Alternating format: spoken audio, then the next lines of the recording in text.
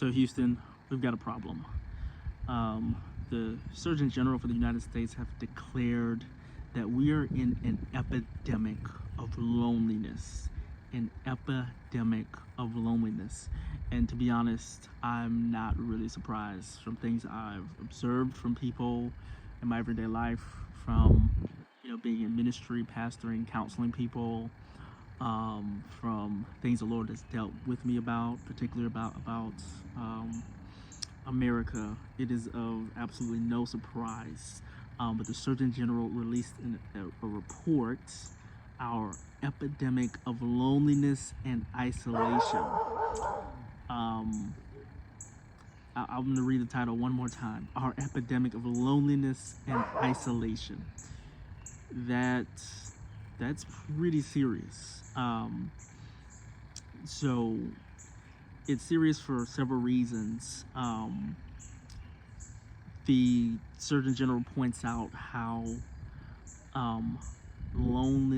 severe loneliness and isolation increases the risk of several chronic illnesses, right? So we're talking heart disease, depression, diabetes, high blood pressure, of course, anxiety.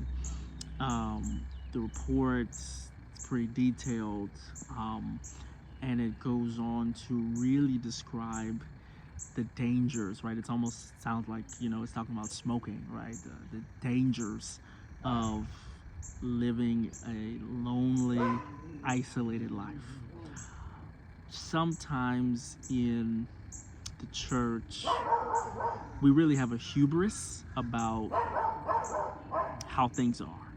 We assume that because we're in the church, we're part of the kingdom of God, that our culture is so different that we are essentially exempted from anything the broader society is experiencing, when often in reality we find ourselves as a microcosm of what's going on in the broader scope of the world.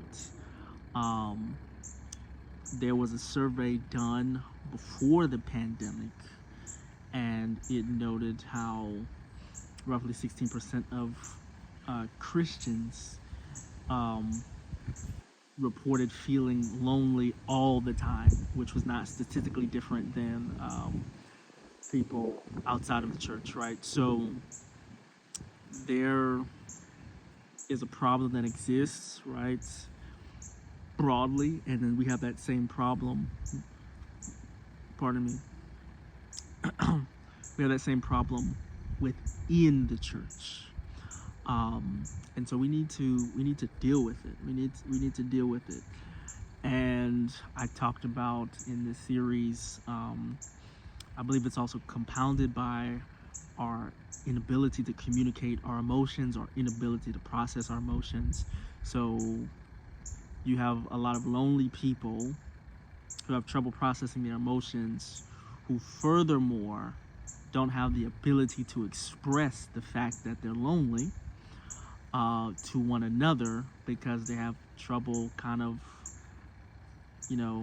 dealing with that on their own, admitting that, and kind of feeling embarrassed about that. So there's a lot to unpack. There's a lot going on here. We need to deal with some things in the natural, okay? We need to deal with a lot of things in the natural with regards to our brand, our flavor, and our style of approaching Christianity.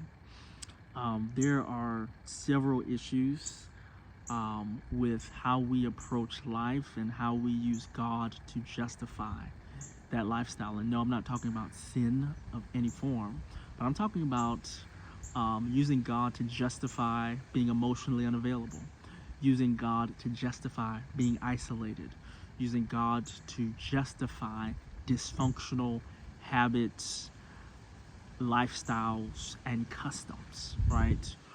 Not everything is sin, but there are things that are unhealthy that are not sinful. And many of us live lives that are maybe not sinful, but they're definitely dysfunctional, and it is affecting our capacity to live and to love. So there's several things that we need to really, really, really have a wake-up call um, and address. So I'm going to talk about some really practical things that we're not doing that goes beyond even the scope of the conversation around loneliness. Um, I hate to break it to you, but y'all are boring, okay? Dear Christians, you all are boring. Um, what I mean by that, we like to, like many Americans in particular, our lives are 100% absorbed by working. Um, we have no friends, we have no hobbies, we have no social activities.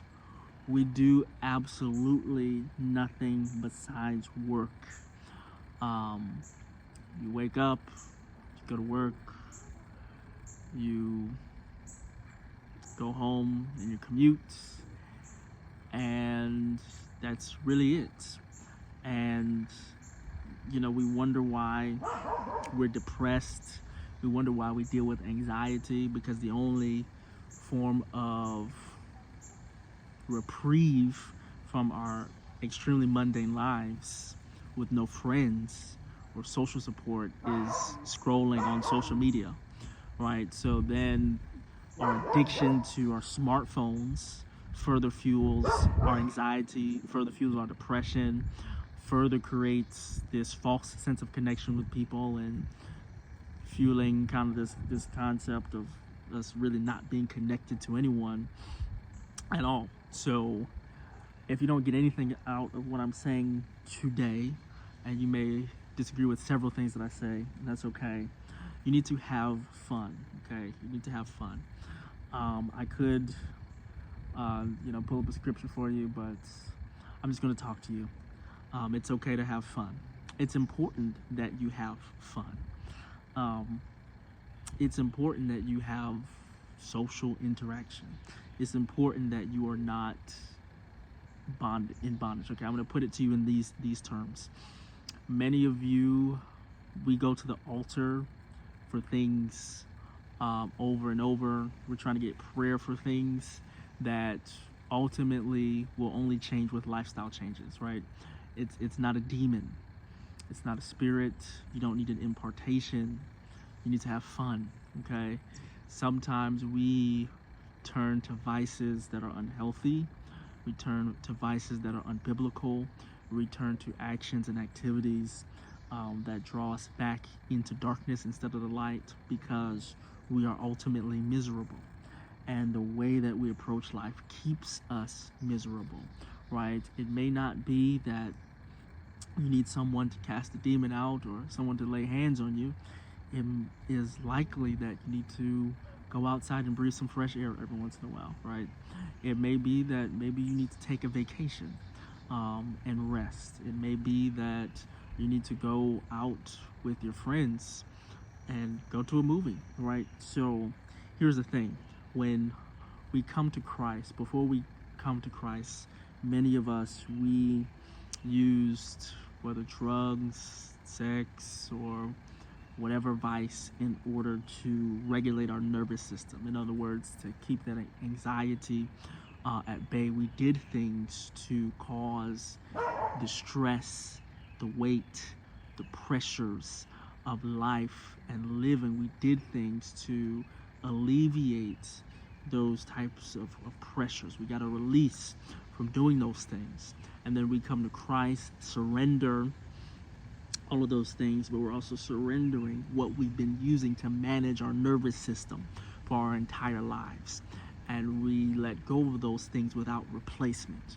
So now what you find is yourself newly saved as a Christian, and you're going through severe mental health challenges because you have completely removed all forms of excitement, fun, dopamine, energy, right, from your life, and replaced it with absolutely nothing. So now you're struggling. It seems like you were better off in darkness than you were in light, and it's not really the case. It's the case that you have to replace the space with something else. So many of us are guilty of being so focused on our work and ministry and business that we don't make time to take care of ourselves. And what happens is we go through these bouts of overextending ourselves, taking care of ourselves briefly, and then overextending ourselves, and it just ends up in these depressive episodes. You have to enjoy your life. The Apostle Paul told the church, right, during a time of severe Christian persecution, that he would rather many of them not get married and remain as he was. But his reasoning was because the church was under persecution. There are times where we may recommend or think things in extreme ways because extreme situations are happening to us as a body.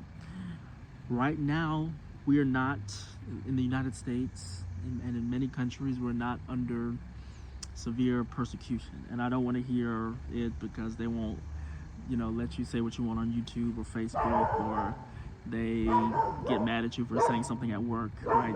They're not hauling us off into concentration camps at this time, right? So the extremity is not there. So there's no reason for us to not live balanced, healthy Christian lives. It's very important that we're balanced. Because of the lack of balance, many have lost their ability to be mentally sane. Frankly, many people have lost their ability to be sane because of the lack of balance. So yes, work hard, but I was preaching one time and the Lord took me into a vision as I was preaching, and I began to see the United States of America, and he says, you people in this country live lives that tend to anxiety. I'll never forget that word. And he was dealing with me around our social structures and how focused they are solely on our economic promotion, and how we have lessened the importance of family, lessened the importance of social connection, lessened the importance of other areas. And so you have to have fun. Many of you will find that if you were to inject fun into your life, you would stop being so depleted and stop falling so much, right? Nobody needs to lay hands on you. You need to get out of your house. Nobody needs to lay hands on many of you. You need to go and do something that you enjoy, that's safe and that's healthy, so that you can recover in your mind, in your emotions, and in your heart. So you have to replace the space. We live lives here where, and I'll probably talk about this more so, many of us, we can't, we can't date, we're not getting married, we're not doing this, we're not doing that, because we choose these isolated lives, and we use scripture to justify, right, that isolation. We use scripture to justify the dysfunction, and then we spiritualize everything that we're afraid to do. So because we're afraid of being hurt, we're afraid of being rejected, we put spiritual reasons on to why we don't have friends. It's, the Lord is just taking me and he's separating me into the cave right now, or I feel called to singleness in this season. And it's not always that. It's often I'm afraid of breaking out. I'm afraid of being hurt. I'm afraid of rejection. I'm afraid of failure. I'm afraid of not being accepted. I'm afraid of messing up good relationships. I feel socially awkward. I feel I'm not confident. I don't know what the future holds for me. We have all of these things that we cover up with spiritual jargon and scriptures instead of being honest about how we feel and what's really going on.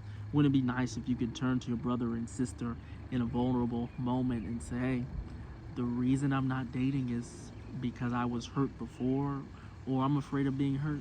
You know, I've seen a lot of failed marriages. I've seen a lot of this. I've seen a lot of that. So I'm afraid, instead of spiritualizing things that God didn't spiritualize to us in the first place, right? It sounds deep, right? And then the thing is, when we throw God on something, then what we're also doing is putting up a wall for someone to block someone from challenging our decisions and our thought process. So if I say I don't have friends because the Lord just wants me to himself right now, nobody can challenge that and say, I don't, think it's healthy for you to be isolated in the way that you are. You may need to pray, however, the level of isolation that you're in is unhealthy, right? So that blocks any